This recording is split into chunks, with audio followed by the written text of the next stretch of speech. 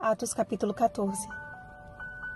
E vos anunciamos o Evangelho, para que destas coisas vãs vos convertais ao Deus vivo, que fez o céu, a terra, o mar e tudo que há neles. Versículo 15. Sob a guia do Espírito Santo, a dupla missionária continuava a sua jornada evangelística. Paulo e Barnabé aceitavam com submissão a rota de Deus, e em Icônio entraram juntos na sinagoga judaica e falaram de tal modo que veio a crer grande multidão, tanto de judeus como de gregos. Paulo mesmo escreveria mais tarde aos Efésios que a nossa luta não é contra pessoas, e sim contra Satanás e toda a sua trupe de demônios. Efésios 6, 12. Quando pessoas se levantam contra os servos de Deus, estão sendo apenas instrumentos do adversário.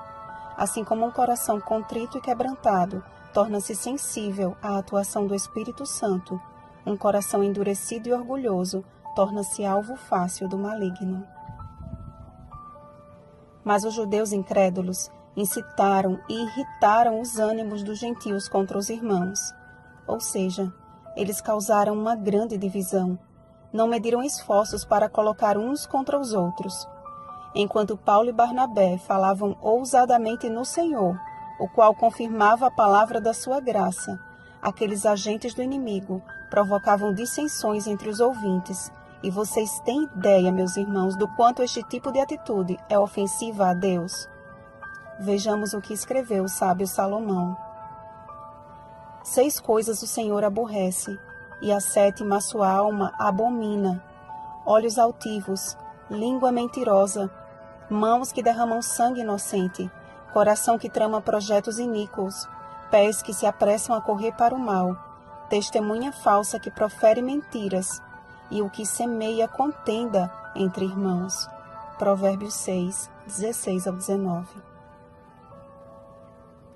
A contenda é tão terrível aos olhos de Deus que ele não apenas aborrece, mas considera uma abominação. Sabem por quê? Porque este foi o veículo usado por Lúcifer para fazer descer do céu com ele terça parte da corte angelical.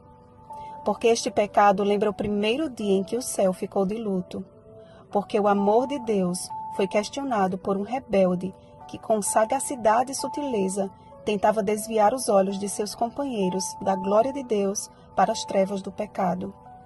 Por isso que o inimigo de Deus não está preocupado se estamos dentro da igreja, mas em que estejamos ocupados em conflitos internos enquanto ele destrói vidas lá fora. A Bíblia diz que aquela dupla missionária não abandonou seu posto e nem se deixou abater.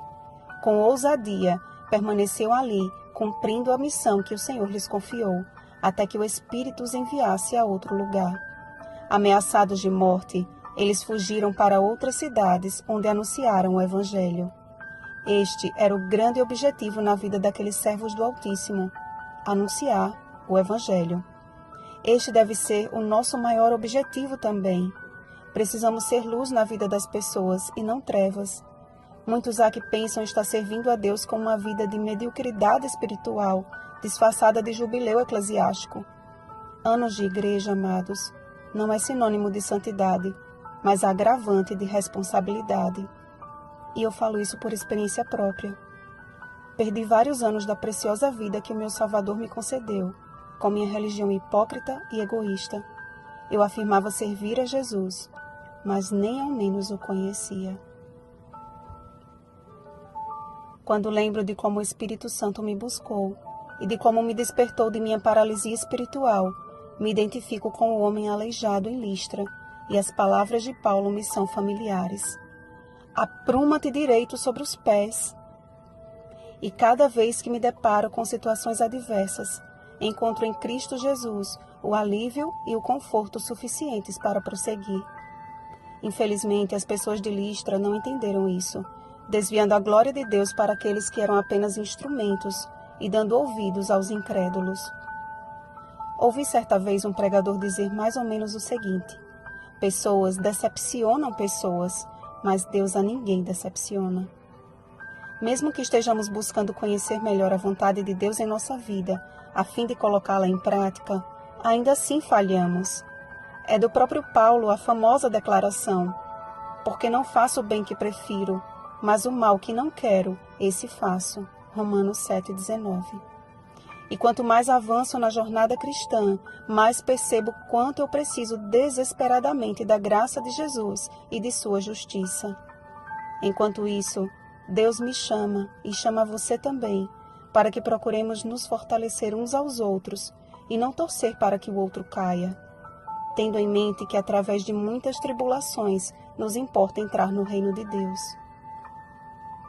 Se Paulo e Barnabé voltaram aos lugares onde haviam sido ameaçados de morte, se mesmo gravemente ferido pelo povo, Paulo levantou-se e entrou na cidade, por que permitimos que um simples desentendimento ou a apatia de alguns nos afaste da casa de Deus? Eu sei que não é fácil lidar com a indiferença ou com a maledicência, mas quando depositamos a nossa vida nas mãos do Senhor todos os dias e nele confiamos, Ele nos dota de força e fé que nada nem ninguém pode destruir. Escolha ser uma bênção na vida de seus semelhantes. Fuja de conflitos e poderás voltar a qualquer lugar de cabeça erguida, na certeza de que o Espírito Santo é quem te guia. Bom dia, mensageiros do Senhor.